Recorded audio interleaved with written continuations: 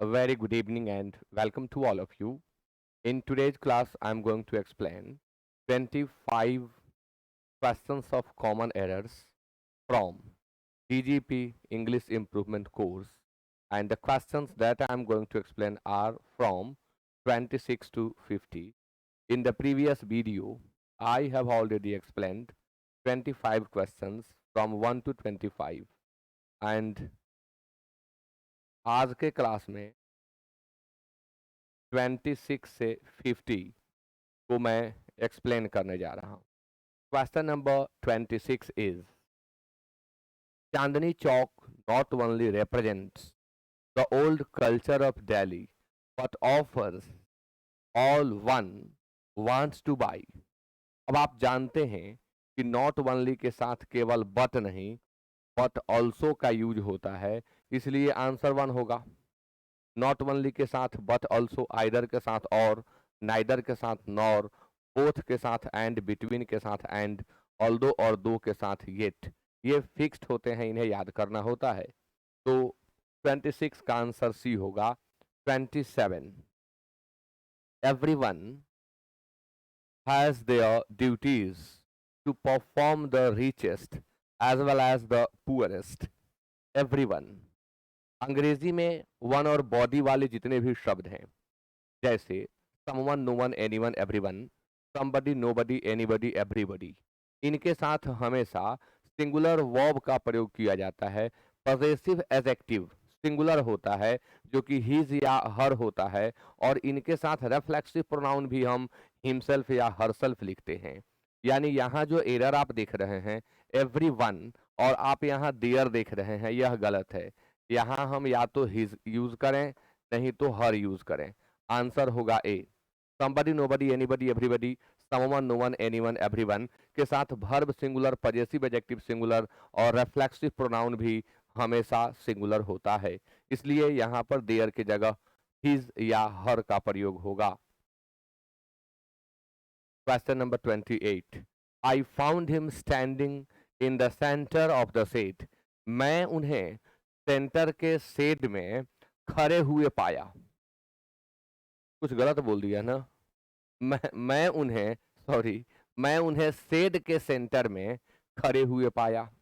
Centre शब्द जो यहाँ आप देख रहे हैं वह एक ऐसे पॉइंट को व्यक्त करता है जहां से हर तरफ से दूरी बराबर होती है. हर तरफ से दूरी जब बराबर होती है तो इस पॉइंट को हम सेंटर कहते हैं. ये मेरा एरो बराबर नहीं है, मैं केवल समझाने की कोशिश कर रहा हूँ. इस पॉइंट को हम सेंटर कहते हैं. लेकिन अगर कोई चीज आयताकार है, कोई चीज आयत के फॉर्म में है और यहाँ पर हम कुछ कर रहे हैं यहाँ पर, तो ये सेंटर नहीं कह सकते, क्योंकि यहाँ और यहाँ से दूरी तो ये बराबर हो सकती है लेकिन इस साइड से और इस साइड से ये दूरी बराबर नहीं है. तो ऐसी स्थिति में सेंटर का यूज नहीं करेंगे. सेंटर उस पॉइंट को दर्शाता है जहां से हर एंगल से आप आएंगे तो दूरी समान होगी. तो शेड प्रायः रेक्टेंगुलर फॉर्म में होता है, इसलिए यहाँ पर सेंटर सूट नहीं करेगा. गलत है यह शब्द, आपको यूज करना होगा मिडिल का. Question number 29. The old widower couldn't make his both ends meet. यह एक इडियम है. To make both ends meet, मुश्किल से दो वक्त की रोटी जुटा पाना. To make both ends meet होता है, और इसके साथ हम किसी भी पॉजेसिव एडजेक्टिव अर्थात डिटर्मिनर का यूज नहीं करते हैं. सुपरफ्लूअस है, इसे हटा दें, सेंटेंस सही हो जाएगा. यह है सुपरफ्लूअस, यानी the old widower couldn't make both ends meet. Old widower जो था, विधुर जिसकी पत्नी नहीं थी, वह मुश्किल से दो वक्त की रोटी जुटा पा रहा था. तो हिज सुपरफ्लूअस है, हटा देने से यह सेंटेंस सही हो जाएगा. अगला क्वेश्चन आपके सामने. On Monday last 3 African nationalists were hung by the Pretoria government. दो वर्ब जिसे आपको याद करना चाहिए. हैंग सामान लटकाना, कोई भी सामान, सामान लटकाना, इसका सेकंड फॉर्म हंग होता है और थर्ड फॉर्म हंग होता है। हैंग शब्द है जिसका अर्थ होता है फांसी देना, फांसी पर लटकाना। तो इसके V2 के रूप में हम हैंग्ड और V3 के रूप में हैंग्ड का यूज करते हैं। हैंग, हैंग्ड और हैंग्ड। तो मंडेलास 3 अफ्रीकन नेशनलिस्ट वर हंग। ये 3 लोग हैं, इन्हें हंग नहीं किया गया, इन्हें हैंग्ड किया गया, इन्हें फांसी दे दी गई। तो फांसी देने के लिए हैंग, हैंग्ड और हैंग्ड होगा। सामान लटकाने के लिए हैंग, हंग और हंग होगा, और इसलिए आंसर सी होगा। अगला क्वेश्चन आपके सामने, question number 31। It is really surprising that he soon lost his hold in his job। वास्तव में यह आश्चर्य की बात है कि वह शीघ्र ही अपने जॉब में हिम्मत हार गया। टू लूज होल्ड, इसका अर्थ होता है हिम्मत हारना, हिम्मत हारना। और टू टेक और हर्ट, टू टेक हर्ट, हिम्मत रखना। तो हिम्मत रखना या हिम्मत हारना, दोनों के लिए मैंने यहां लिखा फ्रेज, और इन दोनों में ही डिटर्मिनर का यूज हम नहीं करते हैं, बिल्कुल नहीं करते। अगर आप इसमें हिज लगाएंगे, माई लगाएंगे, योर लगाएंगे तो वह सुपरफ्लूअस होगा, यानी ही सून लॉस्ट हॉट होगा, आंसर सी। और हिज सुपरफ्लूअस है, इसे हटा देना होगा। लूज हॉट, टेक हॉट में आप आर्टिकल का यूज भी नहीं कर सकते, न ए लगा सकते न द लगा सकते। Next question. 3 paintings by a famous modern artist were hanged in the drawing room। मैं पहले ही एक्सप्लेन कर चुका हूं हैंग वर्ब को, और स्पष्ट है कि यहाँ हैंग्ड नहीं हंग होगा, क्योंकि पेंटिंग है जिसे कमरे में, ड्राइंग रूम में लटकाया गया है। तो लटकाया गया था, तो यहाँ हैंग्ड के जगह पर हंग होगा, जैसा कि हम लोग चर्चा कर चुके हैं। नेक्स्ट क्वेश्चन आपके सामने।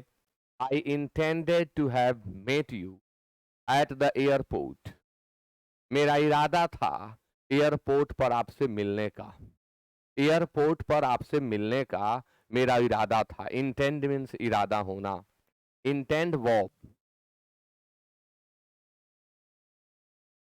के बाद हम टू प्लस ईवन का यूज भी करते हैं और जेरंड का यूज भी करते हैं। तो I intended to have met you at the airport, बात अभी की नहीं है, बात पास्ट की है, यानी मेरा इरादा था एयरपोर्ट पर आपसे मिलने का। तो I wanted to meet you जैसे आप लिखते हैं, वैसे ही आप लिखेंगे I intended to meet you. क्या जरूरत है हमें टू हैव मेट लिखने की? टू हैव प्लस V3 का यूज हम करते हैं। He is said to have been a doctor, कहा जाता है कि वह डॉक्टर था। तो जब एक पार्ट प्रेजेंट में हो तब दूसरे पार्ट में हम टू हैव बीन या टू हैव V3 का यूज करते हैं। He is said to have committed suicide, कहा जाता है कि उसने आत्महत्या की थी। तो ऐसी स्थिति में हम V3 हैव के साथ यूज करते हैं, यहां जरूरत नहीं है टू V1 दें, आंसर होगा B. Question number 34। You can not depend on him because his character and conduct have not been well। आप देख रहे हैं कि कैरेक्टर और कंडक्ट ये दो एंड से जुड़े हुए हैं। कैरेक्टर एंड कंडक्ट ये वर्ड तो दो हैं, लेकिन सेंस इनका एक है। कैरेक्टर एंड कंडक्ट मीन्स होता है आचरण, और ग्रामर के रूल के अनुसार जब भी किसी एक एक्सप्रेशन को व्यक्त करने के लिए दो सिंगुलर वर्ड एंड से जुड़े हों तो वर्ब सिंगुलर होता है। जैसे rice and curry, bread and butter, hammer and sickle, horse and carriage, character and conduct, age and experience, all coming and going, screaming and shouting, etc. इनके साथ verb हमेशा सिंगुलर होता है, यानी यहाँ आप जो हैव देख रहे हैं इसके जगह पर हैज का यूज करना होगा। आंसर होगा डी, 34 का डी। क्वेश्चन नंबर 35 आपके सामने। These organizations are afraid lest their activities may be banned. Trick. Lest dash dash dash dash should। एक बात का और ध्यान रखना होता है, इस ट्रिक को आप याद कर जाएं, यह बहुत ही महत्वपूर्ण है। अगर लेस्ट कनेक्ट करने का काम कर रहा हो तो आगे जाकर के सब्जेक्ट के बाद सिर्फ शुड का ही यूज होगा, किसी अन्य मॉडल वर्ब का नहीं होगा। और उस शुड के बाद आप नो, नॉट या नेवर किसी का प्रयोग नहीं कर सकते, क्योंकि लेस्ट अपने आप में नेगेटिव होता है। आइए देखते हैं इस ट्रिक को। लेस्ट डैश डैश शुड। अब इस क्वेश्चन को देखें, लेस्ट के बाद लिखा हुआ है देयर एक्टिविटीज में, यह में गलत है। इस में के जगह पर हमें शुड का यूज करना होगा। याद कर लेंगे तो सेकंड नहीं लगेगा ऐसे क्वेश्चन को आपको बना जाने में, सेकंड में आप बना लेंगे इसे। याद करें, लेस्ट के बाद हमेशा शुड लगता है। आंसर डी होगा। अगला क्वेश्चन आपके सामने। Napoleon was both a soldier as well as a politician. Question number 1 में भी बोल गया हूं, फिर आपको बता रहा हूं। कुछ कंजंक्शंस होते हैं जिन्हें हमेशा हम पेयर में यूज करते हैं, और वे कंजंक्शंस अपने पेयर के साथ ही आएंगे, दूसरे शब्द के साथ आने पर एरर हो जाता है। जैसे हार्डली, स्कार्सली, रेयरली के साथ आपको व्हेन का यूज करना है, नो सूनर के साथ आपको दैन का यूज करना है, आइदर के साथ और का, नाइदर के साथ नॉर का, नॉट ओनली के साथ बट ऑल्सो का, दो या ऑल्दो के साथ आपको येट का यूज करना है। इन्हें याद कर लें, ऐसे प्रश्न आप बहुत जल्द बना देंगे। यहाँ बोथ के साथ एज वेल एज लगा हुआ है, यही तो गलत है। आंसर सी होगा। एज वेल एज हटाकर आप एंड का यूज कर लें। Next question. The great Akbar worked for the welfare of not only the Muslims but also the Hindus. यहाँ ग्रामर के इंपॉर्टेंट रूल्स जिसकी चर्चा मैं आपसे कर दूं। Hindus, Muslims, Christian, Sikhs communities हैं, और कम्युनिटीज के पहले हम द का यूज करते हैं, इसलिए यहाँ पर एरर नहीं है। द हिंदूज बिल्कुल सही है और द मुस्लिम्स बिल्कुल सही है, यहाँ पर एरर नहीं है। एरर कहाँ है? तो लिखा हुआ है द ग्रेट अकबर, ऐसा नहीं लिखा जाता।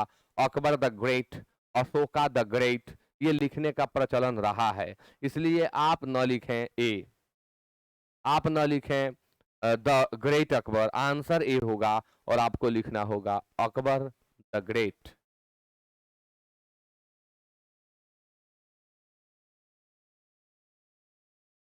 Ashoka the great. 37 का आंसर ए होगा। एक और शब्द है वेलफेयर। वेलफेयर का अर्थ होता है कल्याण, जिसका सिनोनिम होता है well being. Well being. Next question. We are living in Delhi for the last 3 years। किसी भी सेंटेंस के लास्ट में सिंस या फॉर के बाद टाइम दिया हुआ हो तो आप दो ही सेंटेंस, दो ही टेंस सेलेक्ट कर सकते हैं। फिर से बोल देता हूं, किसी भी सेंटेंस के अंत में सिंस या फॉर के बाद टाइम दिया हुआ हो तो आप दो टेंस ही सेलेक्ट करें, एक प्रेजेंट परफेक्ट कंटिन्यूअस और दूसरा प्रेजेंट परफेक्ट। यदि वर्ब ऑफ परसेप्शन जैसे सी, हियर इत्यादि दिए गए हों तो आप प्रेजेंट परफेक्ट सेलेक्ट कर लें। यदि ऐसा कुछ नहीं हो तो प्रेजेंट परफेक्ट कंटिन्यूअस सेलेक्ट करें। फिर कुछ लोग कहते हैं कि आप पास्ट परफेक्ट कंटिन्यूअस नहीं, जी हाँ कर सकते हैं। यदि पहले पार्ट में पास्ट टेंस का प्रयोग हुआ हो या अनदर पार्ट में पास्ट टेंस का प्रयोग हुआ हो, तब सामान्य तौर पर जब सिंस या फॉर के साथ टाइम दिया गया हो तो हम प्रेजेंट परफेक्ट कंटिन्यूअस का यूज करते हैं। और यदि ऐसे वर्ब दिए गए हैं जिनमें आईएनजी माना है तो हम प्रेजेंट परफेक्ट टेंस का यूज करते हैं। तो यहाँ पर वी आर लिविंग के जगह वी हैव बीन लिविंग होगा। वी हैव बीन लिविंग और आंसर होगा A. Question number 39। Man in the red shirt was planting a tree in the college compound. Planting a tree. Tree को plant कर रहे थे। Man in the red shirt, वह व्यक्ति जो red shirt में है। यहाँ मैन जो है ना खास है, किसी पर्टिकुलर पर्सन के लिए आया है, यानी मैन के पहले हमें द लगाना होगा। The man in the red shirt, the man in the red shirt, तो आंसर ए हो जाएगा। नेक्स्ट क्वेश्चन है, I like to play the football because it is an interesting game. I like to play the football. खेलों के नाम के पहले हम आर्टिकल का यूज नहीं करते हैं। खेल का नाम कोई भी हो, फुटबॉल हो, क्रिकेट हो, वॉलीबॉल हो, बैडमिंटन हो, टेनिस हो, कोई भी खेल का नाम दिया गया हो, आप आर्टिकल का प्रयोग न करें। No article plus name of games.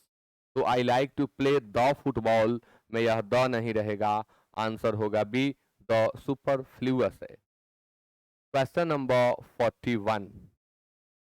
Owing to sickness, I couldn't attend office for 2 months. Owing to sickness. Sickness means होता है indisposition, अस्वस्थता, and illness means होता है बीमारी। अब दोनों में अंतर है। अगर लॉन्ग ड्यूरेशन को व्यक्त करना है तो सिकनेस का यूज नहीं करेंगे। लॉन्ग ड्यूरेशन के लिए हम इलनेस का प्रयोग करते हैं। सिकनेस जो है वो सामान्य गड़बड़ी के लिए हम यूज करते हैं, इनडिस्पोजिशन के लिए हम यूज करते हैं। यहाँ जो स्थिति है इसमें कहा गया owing to sickness I couldn't attend office for 2 months, यानी 2 महीने में ऑफिस अटेंड नहीं कर सका, कारण मेरा सिकनेस है, नहीं हो सकता। सिकनेस तो सामान्य गड़बड़ी के लिए, थोड़ी सी गड़बड़ी के लिए हम यूज करते हैं। 2 महीने तक की बात है, इसलिए यहाँ हम इलनेस का यूज करेंगे और आंसर हो जाएगा बी, ओइंग टू सिकनेस नहीं, ओइंग टू इलनेस आपको लिखना होगा। Question number 42। The English have left India with bag and baggage. Bag and baggage, heart and soul के पहले विथ का प्रयोग न करें। ये दोनों स्लैंग है, हमेशा पूछे जाते हैं। बैग एंड बैगेज के पहले विथ दिया हुआ है, यह सुपरफ्लूअस है, इसी को आप हटा दें, सेंटेंस करेक्ट हो जाएगा। I love my country with heart and soul में विद सुपरफ्लूअस है, रेडंडेंट है, इसे हटाना होगा, इसकी कोई जरूरत नहीं है। तो 42 का answer C. Question number 43। High and low, rich and poor, wise and foolish, must all die. क्या ऑल सही जगह पर लगा है? जी नहीं।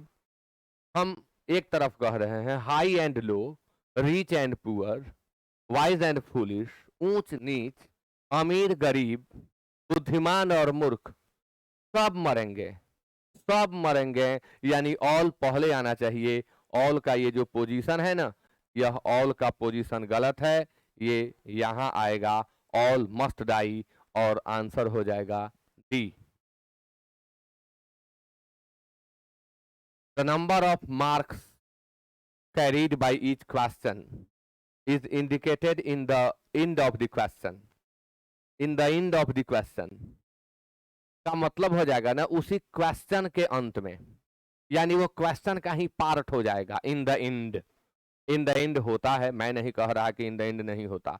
इन द एंड मतलब होता है अंत में, समय को डिनोट करता है, और यहाँ पोजीशन को डिनोट करना है, प्लेस को डिनोट करना है। तो जब एंड से प्लेस को डिनोट करना हो तब हम एट का यूज करते हैं, और जब एंड से टाइम को डिनोट करना हो तब हम इन का प्रयोग करते हैं। इन द एंड यानी अंत में, एट द एंड यानी अंत में, दोनों में यही अंतर है, समय और स्थान का।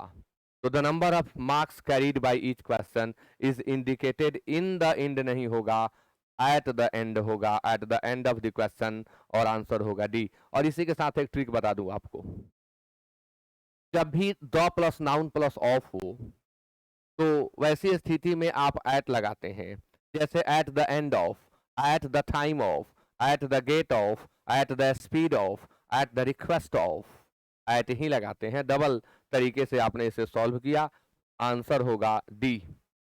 नेक्स्ट क्वेश्चन आपके सामने 45 men are but children of large growth. यह जॉन ड्राइडन की एक लाइन है, उन्होंने अपने किसी ट्रेजेडी में इसे लिखा है कि John men are but children of large growth. Men क्या है? चिल्ड्रन ही तो हैं, लार्ज ग्रोथ के बाद मेन हो जाते हैं। यानी यह जो लाइन है ना, इसमें हम कोई छेड़छाड़ नहीं कर सकते, जबकि यहाँ किया हुआ है। क्योंकि किसी का भी स्टेटमेंट है, कोई क्वेटेशन अगर किसी ने लिख दिया है तो हमें उसी रूप में उसे यूज करना है, हम उसमें बदलाव नहीं करते। प्रोवर्ब्स में, कोटेशंस में हम चेंजिंग नहीं करते हैं। तो men are but children of a larger growth होगा, ऑफ के बाद ए चाहिए और लार्ज के जगह लार्जर चाहिए। जैसे लिख दिया गया ना वैसे ही होगा। जॉन ड्राइडन का यह क्योट है और इसे हमें ऑफ ए लार्जर ग्रोथ के रूप में ही लिखना होगा। नेक्स्ट क्वेश्चन आपके सामने, the precis should be written in the special sheet provided for the purpose। हम जब कोई चीज लिखते हैं किसी कागज के ऊपर तो राइट ऑन द सीट होगा, write on the piece of paper होगा। इसके लिए प्रेपोजिशन जो यहाँ आप इन देख रहे हैं यह गलत है, ऑन का यूज होगा और आंसर हो जाएगा B. Question number 47, no girl in the locality is as beautiful as Jyoti. मोटे तौर पर देखें तो यहाँ कोई एरर नहीं है, बट इस सेंटेंस में एरर है। क्वेश्चन में दिया गया कि no girl in the locality is as beautiful as Jyoti. Locality की कोई दूसरी लड़की उतनी सुंदर नहीं है जितनी ज्योति। तो एरर क्या है? सेंटेंस के प्रारंभ में आप नो देख रहे हैं, जबकि सेंटेंस का स्ट्रक्चर एज लिए हुए है, यानी यह पॉजिटिव डिग्री में है। तो ग्रामर का रूल यहाँ यह आता है कि यदि पॉजिटिव डिग्री के प्रारंभ में नो हो तो उसे क्रॉस करें, नो अदर का यूज करें। नो अदर यूज किया जाता है, नो नहीं। इसलिए जब भी इस तरह का एरर दिखाई पड़े बस आप नो को नो अदर में बदल दें, सेंटेंस करेक्ट हो जाएगा। No other girl. 48 I found that pen more better than any other pen। अच्छा, किसी खास पेन की तुलना किसी अन्य पेन से की जा रही है, तो I found that pen more better than any other pen। उस पेन को मैंने more better पाया अन्य पेन की अपेक्षा। तो बेटर अपने आप में कॉम्परेटिव डिग्री है और रूल हमें यही सिखाता है कि double comparative and double superlative are not used together. Better is itself comparative, so we don't need to use more before better. ऐसे ही टॉलेस्ट अपने आप में सुपरलेटिव है, ब्रेवेस्ट अपने आप में सुपरलेटिव है, तो इनके पहले हम मोस्ट का प्रयोग नहीं कर सकते। मोस्ट, ब्रेवेस्ट, मोस्ट, टॉलेस्ट ये गलत होंगे। यानी बेटर कॉम्परेटिव है, मोर हटा दें। वैसे ही टॉलेस्ट के पहले से आप मोस्ट हटा दें, ब्रेवेस्ट के पहले से आप मोस्ट हटा दें। Double comparative and double superlative can not be used together. Next question, translate this passage from Bengali to Assamese. इस पैसेज को बंगाली से असामी में बदल दो, अनुवाद कर दो। तो जब हम रूप चेंज करते हैं, रूप में जब हम बदलाव लाते हैं तो वहां प्रेपोजिशन इन नहीं इनटू लगता है। तो अच्छा, यहाँ इन नहीं टू है, तो टू केवल नहीं होगा, हमें इनटू लिखना होगा क्योंकि रूप परिवर्तन हो रहा है। फ्रॉम के साथ इनटू का कॉम्बिनेशन होगा। आंसर हो जाएगा डी। और आज का last question, he is one of the best mothers that has ever lived. She is one of the best mothers that have ever lived होगा। क्यों? क्योंकि ग्रामर का रूल हमें सिखाता है कि verb is used according to the antecedent not to the relative pronoun। अब antecedent क्या है? तो relative pronoun के ठीक पहले आने वाला noun या pronoun antecedent होता है। सेंटेंस के बाद वाले पार्ट में जिस शब्द की चर्चा की जाती है वह एंटीसीडेंट होता है। अब यहाँ रिलेटिव प्रोनाउन दैट है, दैट के पहले बेस्ट मदर्स है, यानी बेस्ट मदर्स ही एंटीसीडेंट है। और एंटीसीडेंट आप देख रहे हैं, एंटीसीडेंट प्लुरल है, इसलिए इसके साथ आने वाला वर्ब भी प्लुरल होगा। हैज के जगह हैव करेंगे। फिर एक बात आपके मन में चल रही होगी कि मदर्स के लिए दैट का यूज क्यों कर दिया गया, ह्यूमन बींग्स के लिए तो हम हु का यूज करते हैं, क्यों कर दिया गया यहाँ पर दैट का यूज? तो हम special use of relative pronoun में सिखाते हैं कि जब किसी नाउन के पहले सुपरलेटिव डिग्री का प्रयोग हुआ हो, the only, the very, the few, the little का प्रयोग हुआ हो, तो ऐसी स्थिति में हम सबके लिए, चाहे ह्यूमन बीइंग हो, एनिमल हो, थिंग हो, हम सबके लिए सिर्फ दैट का प्रयोग करते हैं। इसलिए यहाँ पर दैट सही है, हैज की जगह आप हैव कर दें, आंसर हो जाएगा सी। तो हम लोग 25 क्वेश्चंस को कंप्लीट किए, 26 to 50, और अगले क्लास में, अगले वीडियो में आपके सामने 51 से 75 तक का एक्सप्लेनेशन आएगा। फिर उसके बाद 25 और जो इस एक्सरसाइज 3 में बचे हुए प्रश्न हैं उन्हें मैं एक्सप्लेन कर दूंगा। So with that it is over now. Thank you so much for joining the class and being with me till the end of the class.